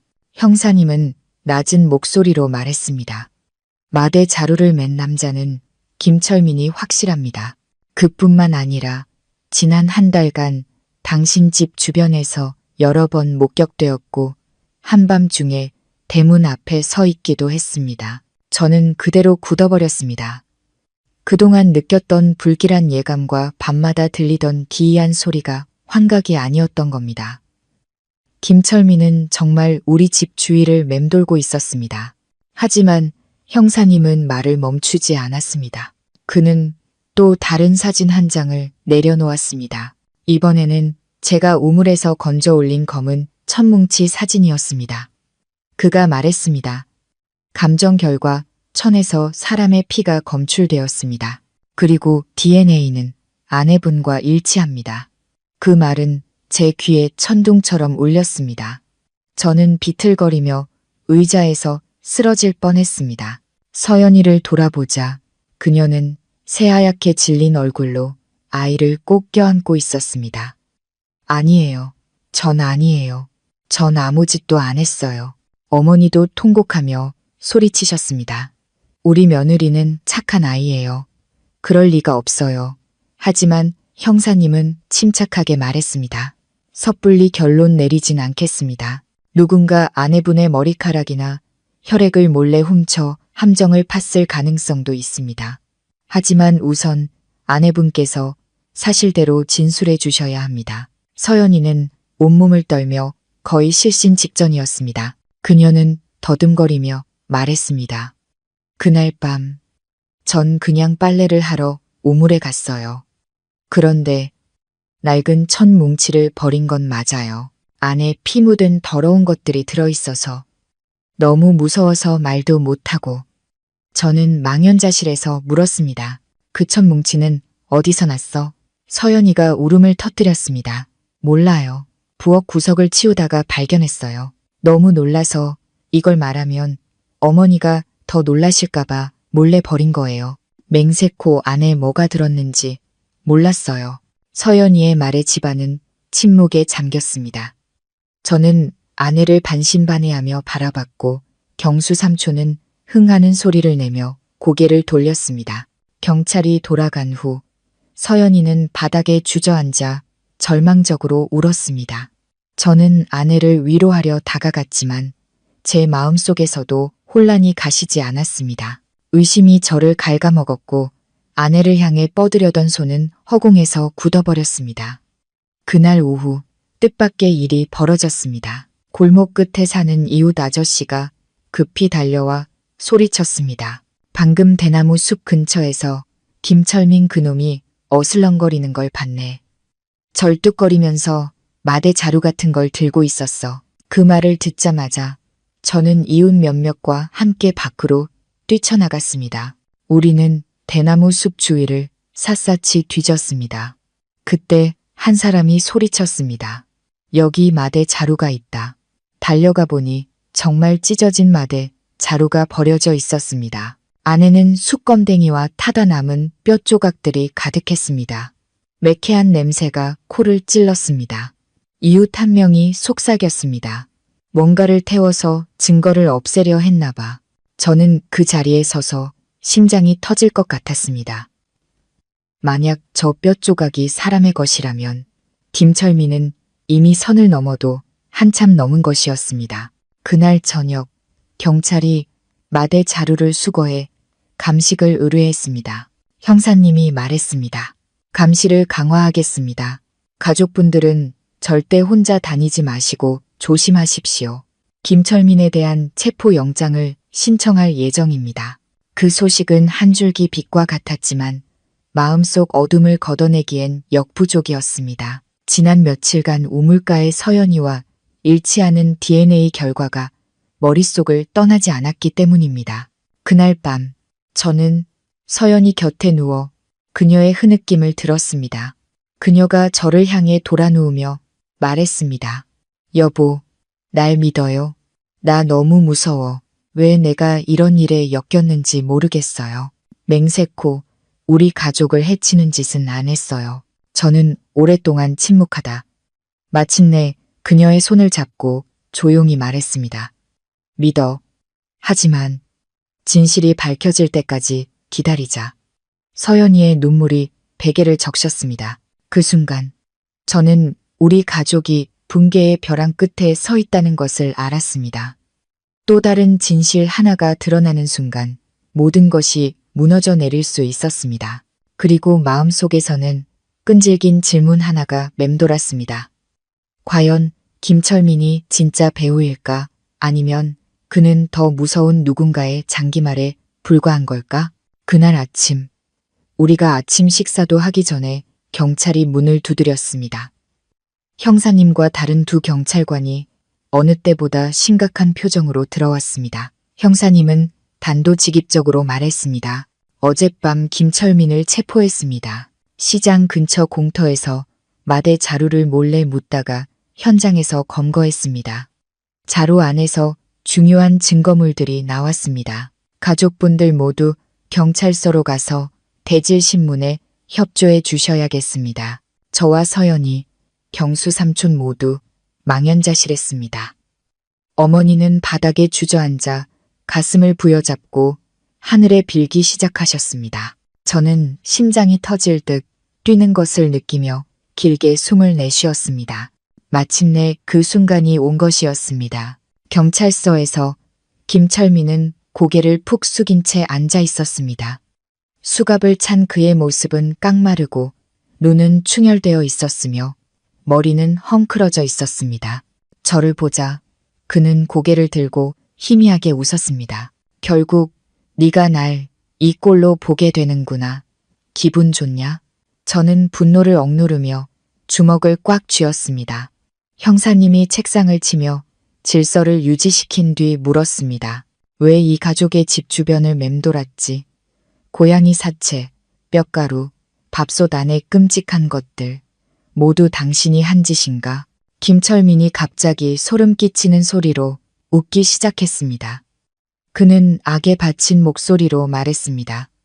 그래, 내가 했다. 네가 내 인생을 망가뜨렸는데 내가 널 쉽게 놔줄 것 같았어. 난 내 가족 전부가 지옥 속에서 살길 바랐어. 밥도 편히 못 먹고 잠도 편히 못 자게 말이야. 내가 미쳤던 것처럼 너도 미쳐버리길 바랐다고. 서연이는 아이를 꼭 껴안고 떨었습니다. 저는 소리쳤습니다. 김철민, 어떻게 그렇게까지 악랄할 수 있어? 나한테 원한이 있으면 나한테 풀었어야지. 왜 내 아내와 아이까지 끌어들여? 김철민은 눈을 가늘게 뜨고 비웃었습니다. 네가 가장 사랑하는 사람들이 고통받는 걸 봐야 네가 진짜 고통스러워지니까 그게 진짜 복수지. 방하는 순간 정적에 휩싸였습니다. 형사님이 엄하게 말했습니다. 구체적인 증거가 필요하다. 우리가 확보한 증거물 중에는 당신 아내 서연 씨의 흔적도 있었다. 머리카락과 혈흔이 여러 번 발견됐는데 어떻게 설명하겠나? 김철민은 순간 멈칫하더니 이내 더 크게 웃음을 터뜨렸습니다. 하, 그것까지 알아챘구나. 일부러 그랬지. 내가 몰래 들어가서 내 마누라 머리카락 몇 가닥 뽑고 빨래통에서 생리혈 묻은 거 훔쳐서 섞어놨어. 네가 내 아내를 의심하게 만들려고. 하, 난 너희 집이 서로를 의심하다가 박살나길 바랐거든. 그 말을 듣는 순간 제 다리에 힘이 풀렸습니다. 서연이를 돌아보자. 그녀는 새하얗게 질린 얼굴로 흐느끼고 있었습니다. 마음속으로 아내를 의심했던 제 자신이 너무나 원망스럽고 미안했습니다. 형사님은 계속해서 물었습니다. 밥솥과 마대 자루에서 발견된 사람의 뼈 조각들은 어디서 구했나? 김철민은 몇 초간 침묵하더니 사나운 눈빛으로 목소리를 낮춰 말했습니다. 오래된 공동묘지 근처에 주인 없는 무덤들이 있어 거기서 몰래 파냈지. 죽은 사람 뼈야 널렸으니까. 그걸 가져다가 빻아서 밥솥에 섞었어. 너희 가족이 비명을 지르고 악몽 속에서 살게 하고 싶었거든. 방 안의 모든 사람이 숨을 죽였습니다. 온몸에 소름이 돋았습니다. 서연이는 의자에 쓰러지듯 주저앉았고 어머니는 말을 잇지 못하고 통곡하셨습니다. 형사님이 미간을 찌푸리며 빠르게 기록한 뒤 물었습니다. 공범은 없었나? 혼자 한 짓인가? 김철민은 입꼬리를 올렸습니다. 나 혼자로도 충분하지. 하지만 너희 집에 원한을 품은 게 나뿐일까? 또 다른 누가 있을지도 모르지. 그냥 그렇다고. 그가 던진 의미심장한 말에 저는 소스라치게 놀랐습니다. 만약 그의 말이 거짓이 아니라면 어둠 속에 또 다른 누군가가 있다는 뜻이었습니다. 하지만 누구란 말인가? 대질 신문이 끝나고 김철민은 구치소로 이송되었습니다. 집으로 돌아오는 길에 서연이가 제게 안겨 흐느꼈습니다. 여보, 그럼 전 정말 억울했던 거네요. 그 사람이 제 머리카락이랑 물건을 훔쳐서 함정을 팠던 거예요. 왜 절 믿어주지 않았어요? 저는 목이 메어 아내의 손을 꽉 잡았습니다. 미안해, 내가 잘못했어. 다시는 당신을 의심하지 않을게. 서연이는 제 어깨에 기대어 서럽게 울었지만 제 마음속 불안감은 가시지 않았습니다. 너희 집에 원한을 품은 게 나뿐일까? 김철민이 뱉은 그 말이 계속 귓가에 맴돌았습니다. 그날 밤 처음으로 며칠 만에 겨우 눈을 붙일 수 있었습니다. 하지만 그 평화는 안개처럼 옅었습니다. 다음 날 새벽, 마당으로 나가는 문을 열자 저는 그 자리에 얼어붙었습니다. 타일 바닥 위에 닭의 피로 휘갈겨 쓴 글씨가 낭자했습니다. 아직 끝나지 않았다. 기다려라. 심장이 차갑게 식었습니다. 분명 김철민은 잡혔는데 여전히 또 다른 누군가가 이 끔찍한 게임을 이어가고 있었습니다. 저는 깨달았습니다. 악몽은 아직 끝나지 않았다는 것을. 그날 아침 닭의 피로 쓰인 낭자한 글씨를 보며 돌처럼 굳어 있을 때 서연이가 날카로운 비명을 질렀습니다. 어머니는 바닥에 주저앉아 떨며 중얼거리셨습니다. 세상에, 김철민은 잡혔는데 왜 아직도 이런 일이, 정말 또 다른 사람이 있었던 거야? 서연이는 아이를 꼭 껴안고 넋나간 눈으로 물었습니다. 내가 말했잖아요. 그 사람 혼자가 아닐 거라고. 여보, 대체 누가 이렇게까지 원한을 품고 우리 가족을 파괴하려는 걸까요? 저는 이를 악물었습니다. 등줄기에서 식은땀이 흘렀습니다.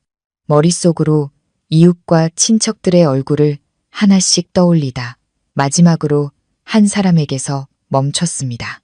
경수 삼촌, 그 생각만으로도 등골이 오싹했습니다. 사건이 터질 때마다 기가 막히게 나타났고 때로는 무언가 알고 있는 듯한 말을 던지던 삼촌. 하지만 차마 입 밖으로 꺼낼 수는 없었습니다. 어머니가 더 큰 충격을 받으실까봐 두려웠습니다. 바로 그때 경찰이 또 도착했습니다. 형사님은 현장을 보며 미간을 찌푸렸습니다. 김철민은 구치소에 있으니 이 짓은 분명 다른 사람 소행입니다. 두 번째 범인이 모습을 드러낸 겁니다. 김철민이 잡혀도 악몽은 계속될 거라는 걸 보여주려는 거죠. 가족들은 침묵에 잠겼습니다. 서연이가 떨리는 손으로 제 손을 잡으며 말했습니다. 여보, 그럼 우린 아직 벗어난 게 아니네요. 그날 오후 경찰은 집 주변 전체를 수색하기 시작했습니다. 집안 구석구석, 지붕, 우물 나무 밑까지 샅샅이 뒤졌습니다. 그리고 마당에 낡은 돌판 하나를 들어 올렸을 때 그 아래에서 천으로 단단히 감싼 무언가를 발견했습니다. 그것을 펼치는 순간 우리 가족은 거의 쓰러질 뻔했습니다. 안에는 바싹 마르고 검게 변색된 사람의 손이 들어 있었습니다. 썩은 뇌가 진동했습니다. 서연이는 비명을 지르며 아이를 안은 채 정신을 잃었고 어머니는 통곡하다 기절하셨습니다. 저는 그 자리에 못 박힌 듯 서서 머리가 핑핑 도는 것을 느꼈습니다. 형사님이 낮은 목소리로 말했습니다. 이놈은 단순한 협박범이 아닙니다. 실제 시신 일부를 가지고 있습니다. 이건 장난이 아닙니다. 당신 가족을 벼랑 끝으로 몰아넣을 작정입니다. 그날 밤 정신을 차린 서연이가 저를 붙잡고 흐느꼈습니다. 여보, 혹시 우리 친척 중에 범인이 있는 건 아닐까요? 외부인이 이렇게까지 여러 번 집에 드나들기는 어려울 거예요. 저는 말없이 서 있었습니다. 오랫동안 억눌러왔던 의심이 다시 고개를 들었습니다. 이번에는 참을 수 없었습니다. 저는 팻마루에서 담배를 피우고 있던 경수 삼촌에게 다가가 물었습니다. 삼촌, 이 일에 대해 아시는 거 있으세요? 왜 항상 일이 터질 때마다 삼촌이 바로 나타나시는 거죠? 왜 항상 무언가 아는 것처럼 말씀하시는 거고요? 경수 삼촌은 순간 멈칫했습니다. 담배를 쥔 손이 떨렸습니다. 이내 그는 씁쓸하게 웃으며 목이 맨 소리로 말했습니다. 너도 이제 나를 의심하는구나. 결국 그놈이 성공했네. 너희 가족이 서로를 의심하며 무너지길 바랐던 거니까. 하지만 맹세코, 난 아니야. 그의 눈에는 상처와 분노가 뒤섞여 있었습니다. 저는 그를 보며 믿어야 할지 말아야 할지 알 수 없었습니다. 그날 밤 저는 뜬 눈으로 밤을 새웠습니다. 새벽 2시쯤 잠결의 뒤뜰에서 부스럭거리는 소리가 들렸습니다. 저는 방망이를 들고 조용히 밖으로 나갔습니다. 희미한 달빛 아래 땅딸막한 체구의 사람 하나가 울타리 근처에서 무언가를 묻고 있었습니다. 심장이 미친 듯이 뛰었습니다. 저는 소리를 지르며 달려갔습니다. 그 사람은 화들짝 놀라 도망치기 시작했습니다. 제가 뒤를 쫓았지만 그는 순식간에 어둠 속으로 사라졌습니다. 저는 그가 땅을 파던 자리로 돌아왔습니다. 흙 속에서 작은 주머니가 나왔습니다. 열어보는 순간 저는 그대로 굳어버렸습니다. 안에는 새로 쓴 종이 조각이 있었습니다. 삐뚤빼뚤한 글씨체로 이렇게 쓰여 있었습니다. 김철민은 장기말일 뿐 진짜 왕은 나다. 저는 떨리는 손으로 종이를 쥔 채 서 있었습니다. 밤바람이 살을 내는 듯 차갑게 불어왔습니다. 우리가 겪은 모든 것은 김철민보다 훨씬 더 위험한 누군가의 계획 일부에 불과했던 것입니다. 다음 날 아침, 저는 그 종이를 경찰에 제출했습니다. 형사님이 미간을 찌푸렸습니다. 분명 배후에서 모든 것을 조종하는 자가 있습니다. 그리고 그는 당신들 아주 가까이에 있습니다. 그 말에 우리 가족은 공포에 휩싸였습니다. 어머니는 손녀를 꼭 껴안았고 서연이는 넋나간 듯 앉아 있었습니다. 저는 익숙했던 우리 집을 둘러보았습니다. 이제 이곳은 보이지 않는 전쟁터나 다름없었습니다. 마음속에서는 끔찍한 질문 하나만이 맴돌았습니다.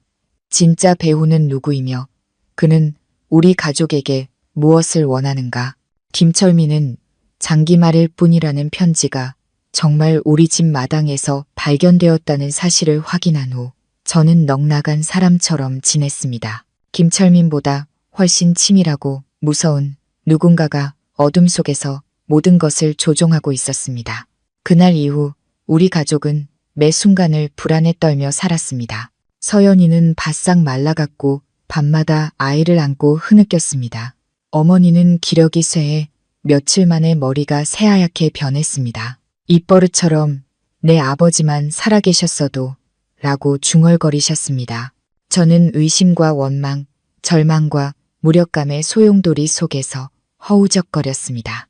경찰이 집 근처에 잠복 근무를 섰지만 저는 하룻밤도 편히 잠들지 못했습니다. 골목에서 개 짖는 소리만 들려도 심장이 철렁 내려앉았습니다. 심지어 저는 그 경찰들마저 의심했습니다. 정말 우리를 지키러 온 것일까? 아니면 범인의 손길이 제가 생각하는 것보다 훨씬 깊숙이 뻗어 있는 걸까? 그날 오후 경수 삼촌이 외출했다 돌아왔습니다.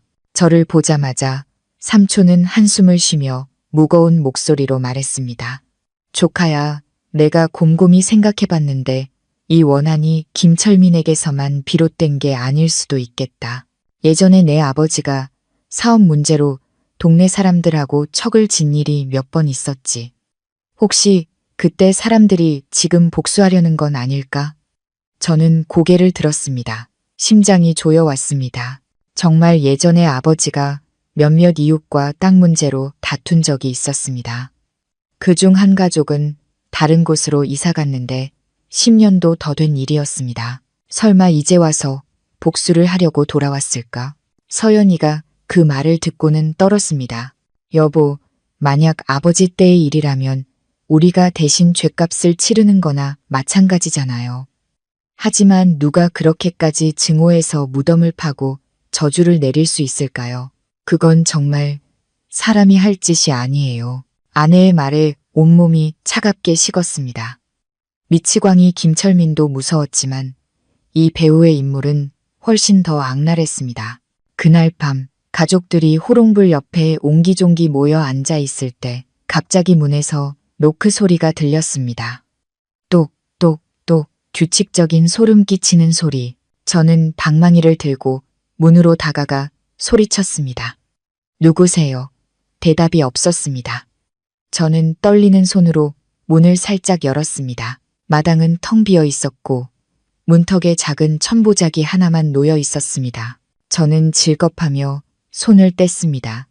가족들이 모두 달려 나와 새파랗게 질렸습니다.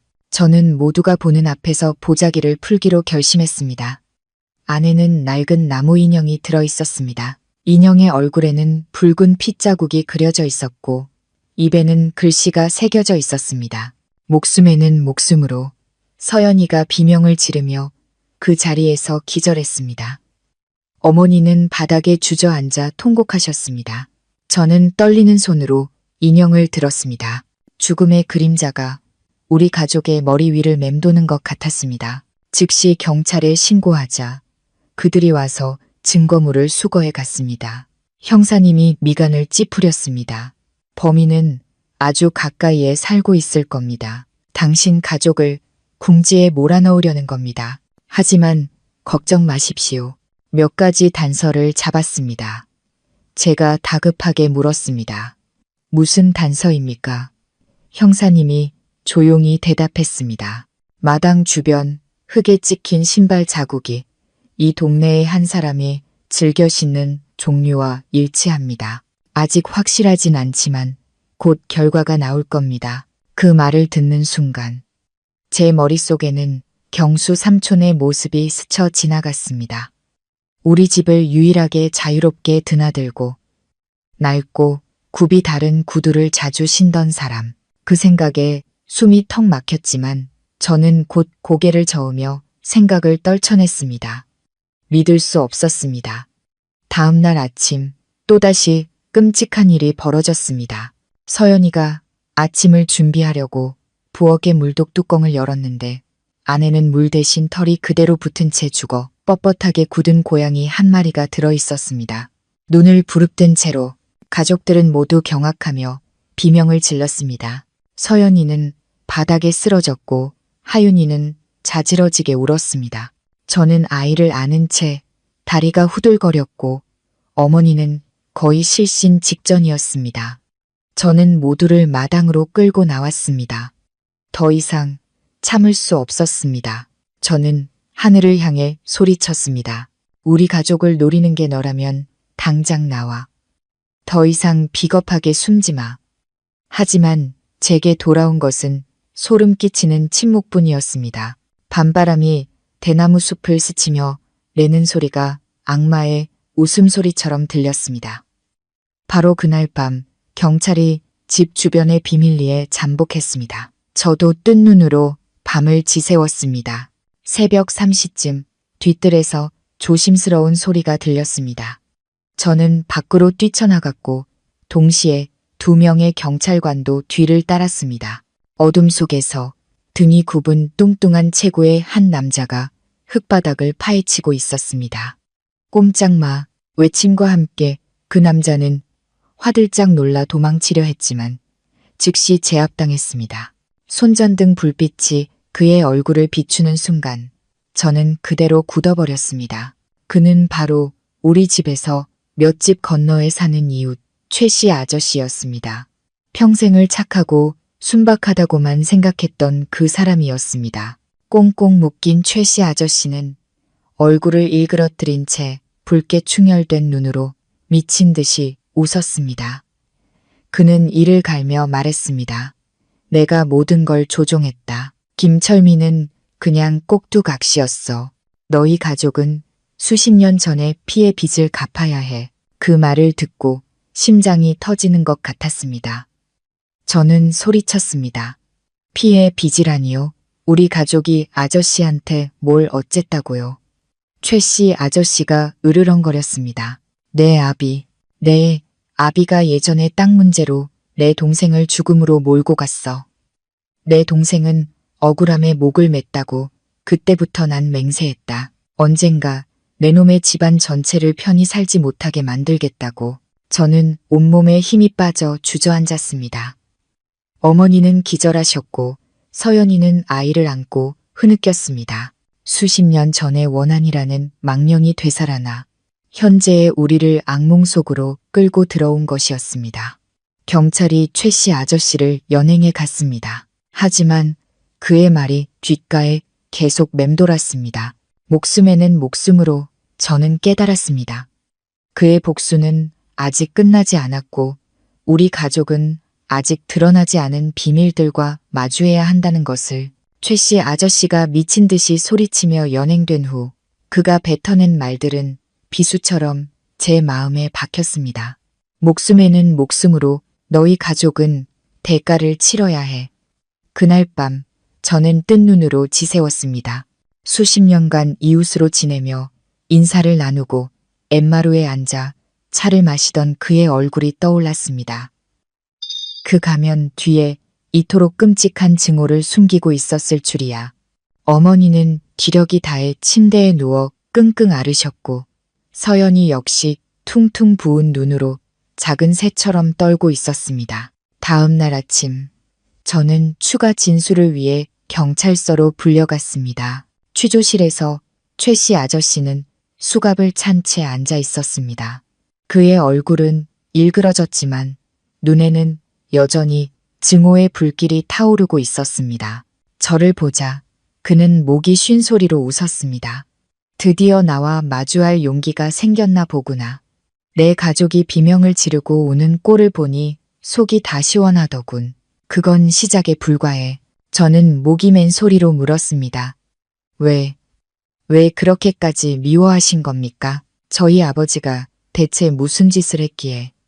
최 씨 아저씨는 한 글자 한 글자 힘주어 말했습니다. 그때 그 뒤뜰 땅 원래 내 동생 거였어. 그런데 내 아비가 온갖 서류 조작으로 그 땅을 뺏어갔지. 내 동생은 억울함을 이기지 못하고 바로 그 땅에서 목을 맸어. 난 그 죽음을 단 하루도 잊은 적이 없다.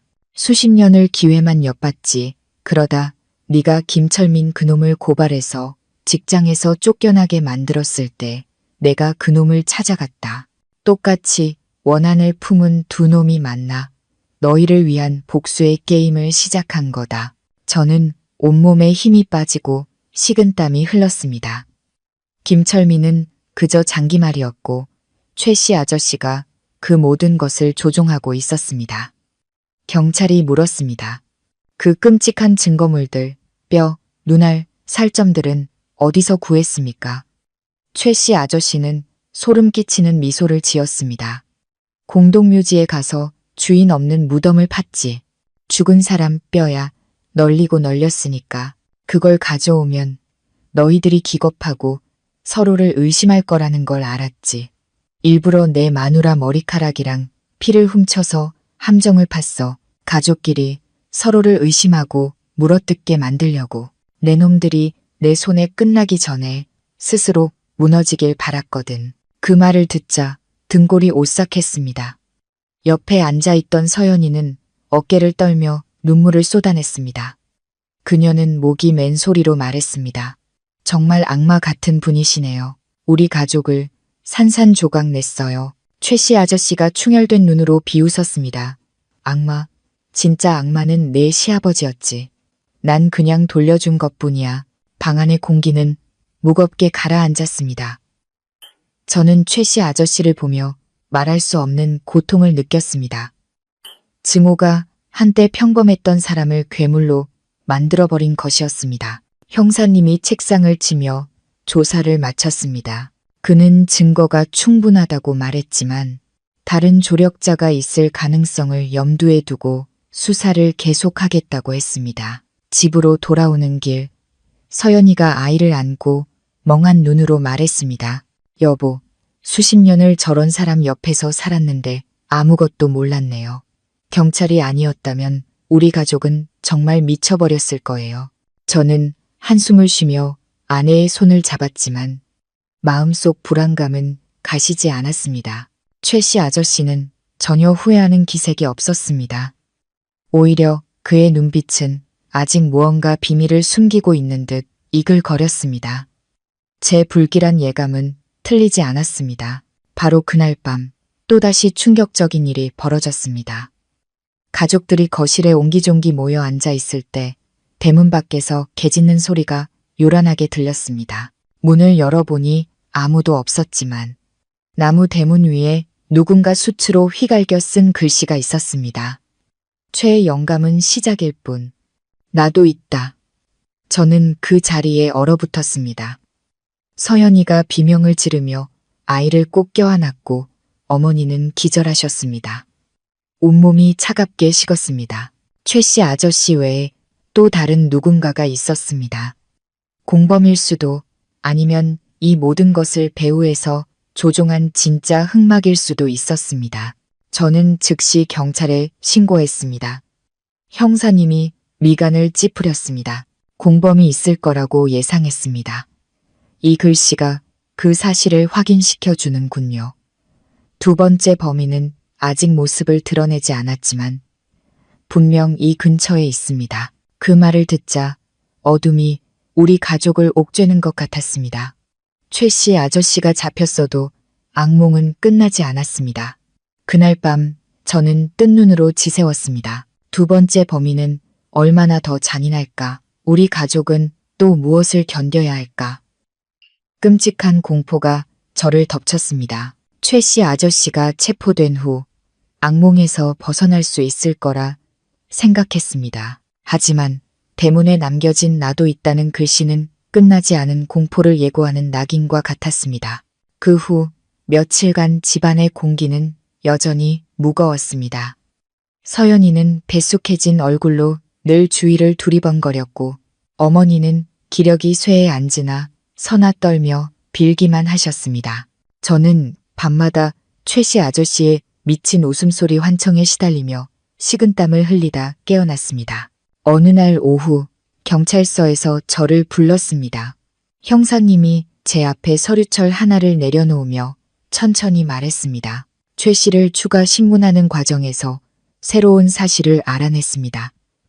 그는 혼자가 아니었습니다.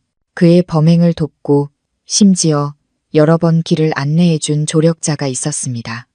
저는 긴장된 목소리로 물었습니다. 그 사람이 누굽니까? 형사님은 제 눈을 깊이 들여다보며 말했습니다. 당신의 친척 중 한 사람입니다.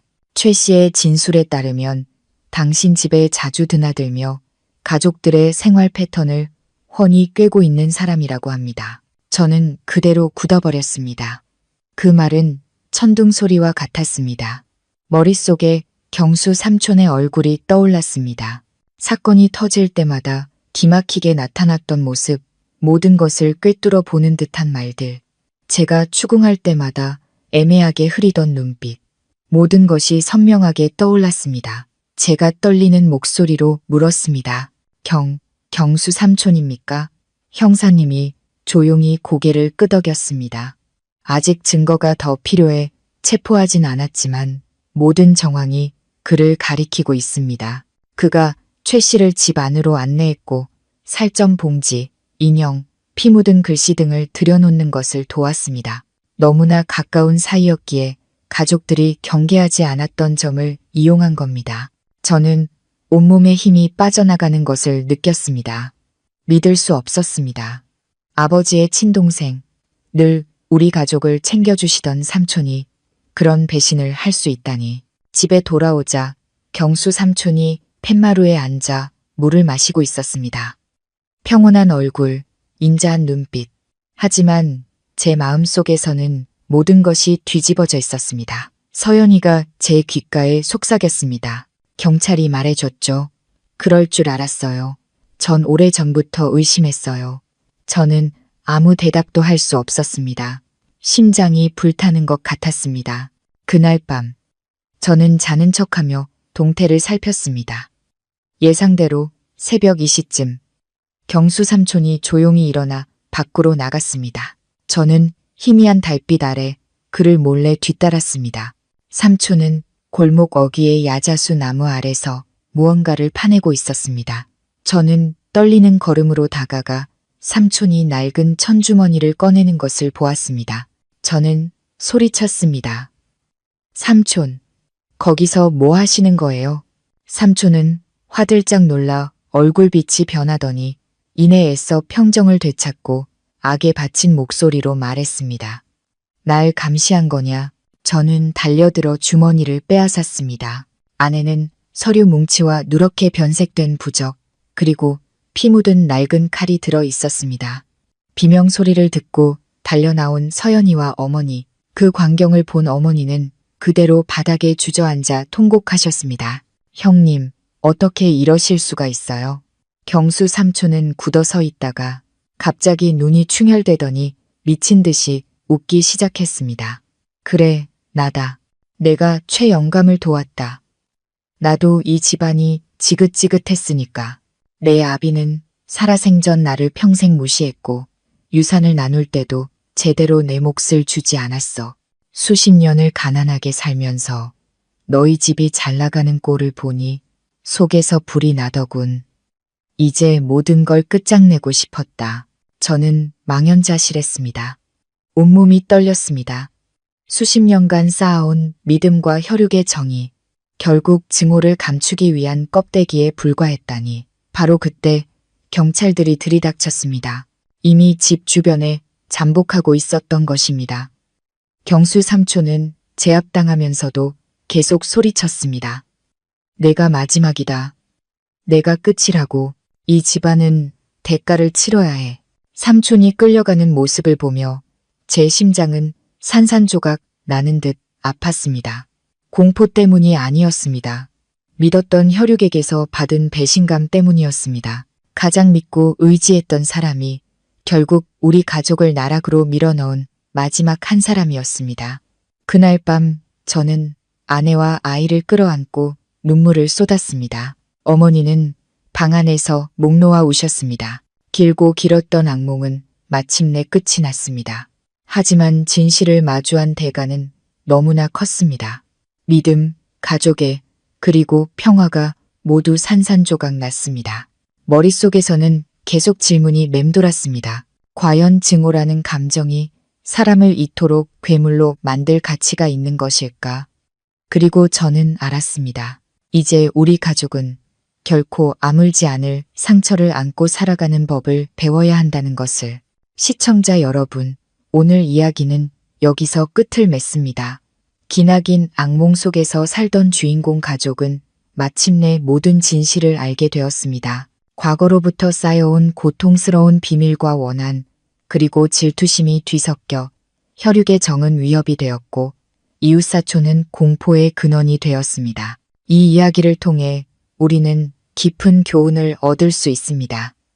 증오는 풀지 않으면 더 큰 고통을 낳을 뿐이며 오직 용서와 이해만이 평화를 가져다 줄 수 있다는 것입니다.